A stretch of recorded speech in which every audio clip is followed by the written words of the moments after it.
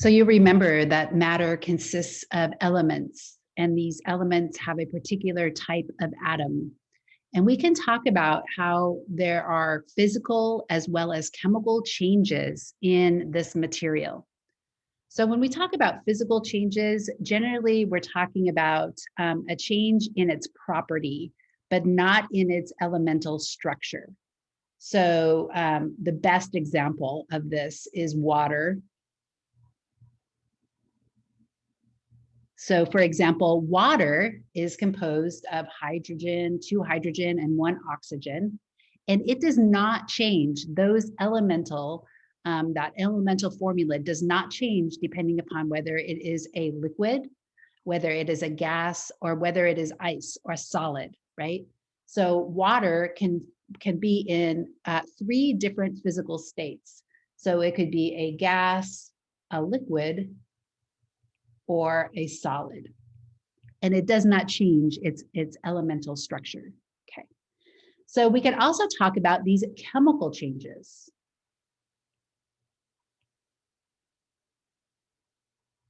So this is where we have changes in the bonding between the elements. So it is a change in its elemental composition. So the example that I'm going to use here is propane. And so we're kind of all familiar with propane gas, right? That you can go and get filled up in a canister. So it is a gas. I guess if you put it under enough pressure, it would probably turn also into a liquid, right?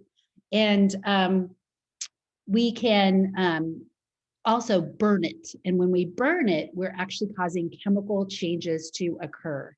So propane its chemical formula is C3H8. And so what this means is that it has 3 carbon atoms and 8 hydrogen atoms. Now, if I was to combine this with oxygen, it takes oxygen for combustion to occur. Oxygen is very reactive. And then you light a spark, right, on your gas grill, and it goes and it heats up, right? And heat is lost as energy. We'll see here that we could convert this, and it's going to go in one direction, to carbon dioxide, 3 molecules of it, and 4 molecules of water. And then we have energy. And this energy, we're going to talk about energy in more details, but it could be in kilocalories.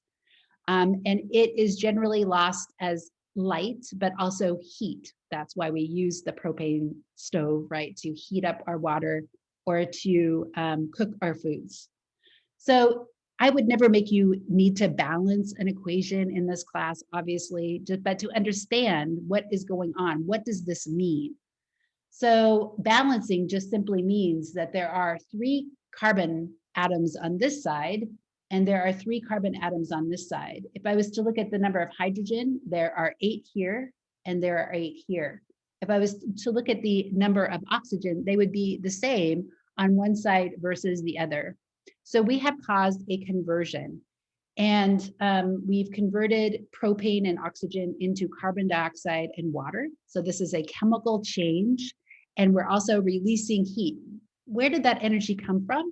That energy came from the bonding between the atoms. So as we break those bonds between atoms, then energy is released as heat. This is also a good idea of the conservation of matter.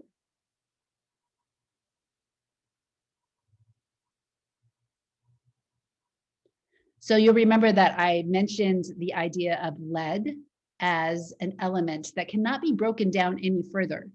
And so we still have the same atoms. We're not breaking down atoms. We're not splitting atoms. We're not destroying atoms. If we do destroy atoms, like in a nuclear reactor, or when we try to hit atoms together and smash them into a super collider, that creates a huge amount of energy. And so this is the idea that matter is conserved. It's not destroyed in the process.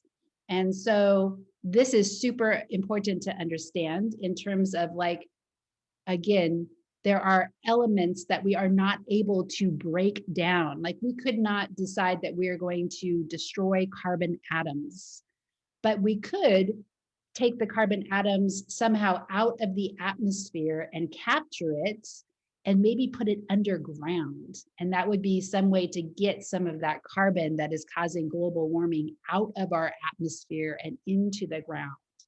Same thing with lead, right? Once we have concentrated it and put it into a pipe, there's no way to destroy that lead. And so we have to dispose of it carefully.